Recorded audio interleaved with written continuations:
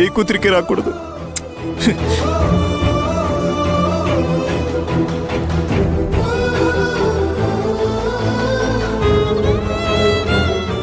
రే రాఘవ, నేను చెప్పేది ఒకసారి వినరా. ఇప్పుడున్న పరిస్థితుల్లో నువ్వు ఇలా ఏడవడం కాదురా. ముందు మనం ఆ పాపని ఓదార్చాలి. ఆ పాపకి మనం కావాలి, నీ కూతురికి మనం అంతా ఉండాలి. దయచేసి జరగాల్సింది చూద్దాం. లేదక్క, లేదు.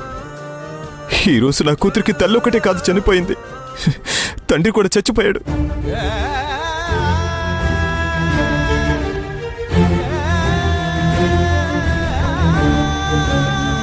నేను బతుకున్నప్పుడు నా కూతుర్ని నా దగ్గరికి తీసుకోలేక, అందరి ముందు నేనే నీ తండ్రినని చెప్పుకోలేక ఒక చేతగాని తండ్రిలా మిగిలిపోయాను.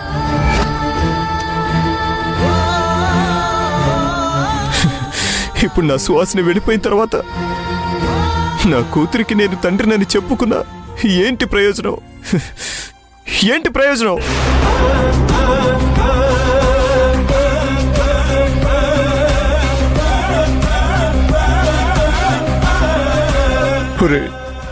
నేను చెప్పేది వినరా. నీకు మాత్రమే బాధ ఉందిరా సుహాసిని పోతే, మాకు మాత్రం లేదురా. నువ్వు బాధపడొద్దని మేము చెప్పలేదు, పరిస్థితిని అర్థం చేసుకోరా. ఏం అర్థం చేసుకోవాలి నాన్న? ఏం అర్థం చేసుకోవాలి?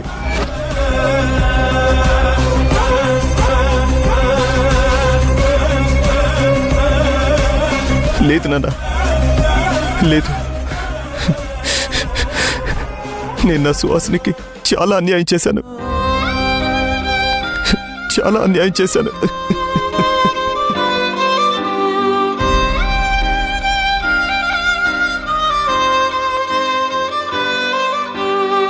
ఒరే రాఘవ, దయచేసి బాధపడకురా. మేమంతా చెప్పేది ఒకసారి అర్థం చేసుకోరా. ఒరే మాధవ, నువ్వైనా చెప్పరా వాడికి. అమ్మ భూమి, మహాలక్ష్మి, మీరైనా చెప్పండి అమ్మ వాడికి.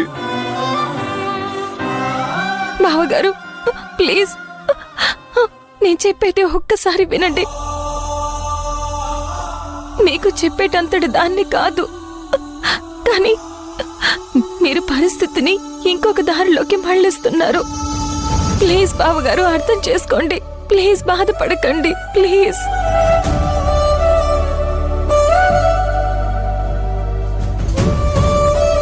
ఏం అర్థం చేసుకోవాలి భూమి?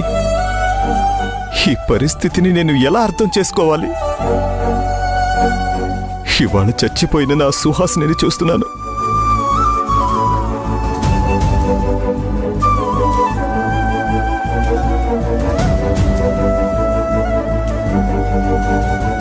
ఇప్పుడు శ్మశానానికి తీసుకువెళ్లే కార్యక్రమాలు చూడాలా? ఇందుకోసమైనా నేను తనని ప్రేమించింది?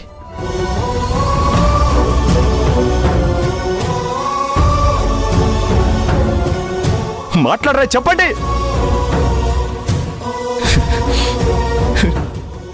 తట్టుకోలేకపోతున్నాను, తట్టుకోలేకపోతున్నాను.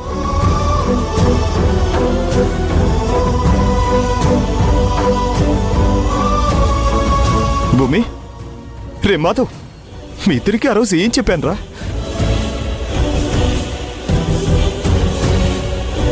నా శ్వాసని చివరి శ్వాస విడిచే వరకు నేను ఆమెకు తోడుగా పక్కనే ఉండాలని మిమ్మల్ని అడిగానా?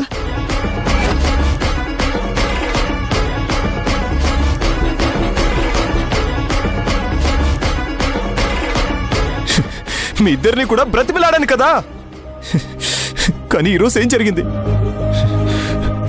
తను చచ్చిపడుంటే నేనిలా తన పక్కన నిలబడి ఏడ్చే పరిస్థితి వచ్చింది. ఇదేనా నేను అర్థం చేసుకోవాల్సిన పరిస్థితి? చెప్పండి.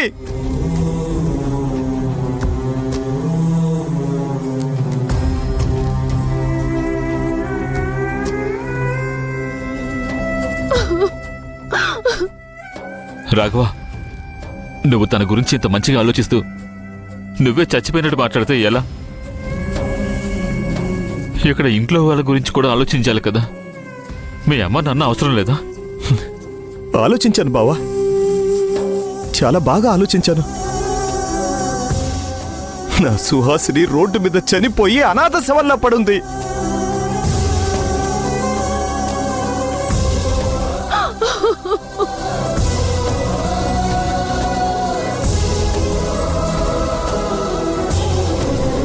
ఆ శవం పక్కన నా కూతురు ఇంకొక అనాథలాగా ఏడుస్తుంది.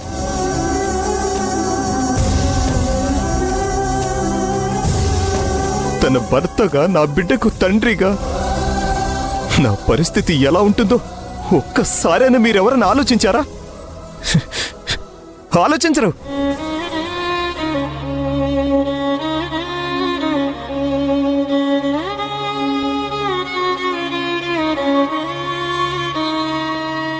రాఘవ, మేము ఆలోచిస్తున్నాం, కానీ అది కాదు నాన్న.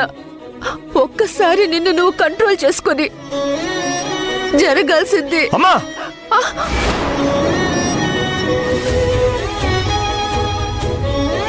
ఇప్పటికే జరగాల్సింది జరిగిపోయింది. ఇంకేం జరగాలమ్మా? జరగాల్సింది జరిగిపోయింది కదా, ఇంకేముందమ్మా జరగడానికి?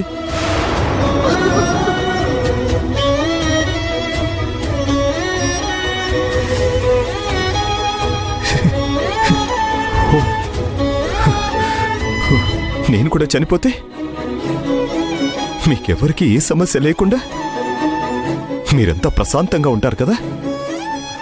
అవును, నేను చనిపోవడమే ఈ సమస్యలన్నిటికీ పరిష్కారం. నేను చనిపోతాను. బావగారు, అయ్యో ఒరే రాఘవ! రాఘవ, అన్నయ్య, నేను చచ్చిపోవాలి. నేను చచ్చిపోతా. నేను చచ్చిపోతా. నేను చచ్చిపోతా. వదలండి. నన్ను చచ్చిపోనివ్వండి. వదలండి. వదలు. రాఘవ, రాఘవ, ఆగు. రాఘవ, ఊరే రాఘవ, ఆగరా. ఊరే రాఘవ. బావగారు, మాధవ్, మాధవ్, మాధవ్.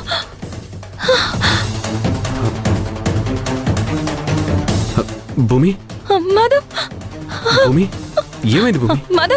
మాధవ్, నీకేం కాలేదు కదా? మాధవ్, ఏమైంది? నాకేం కాలేదు. ఏమైంది? ఎందుకు కంగారు పడుతున్నావు?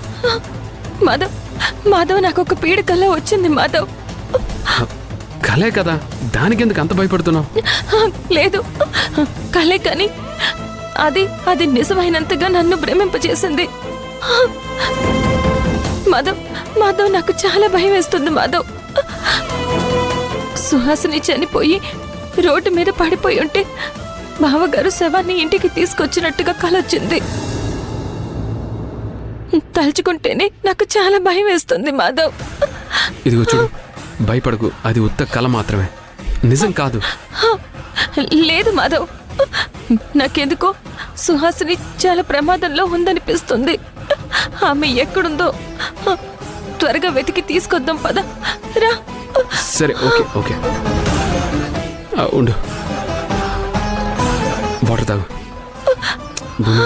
తాగు.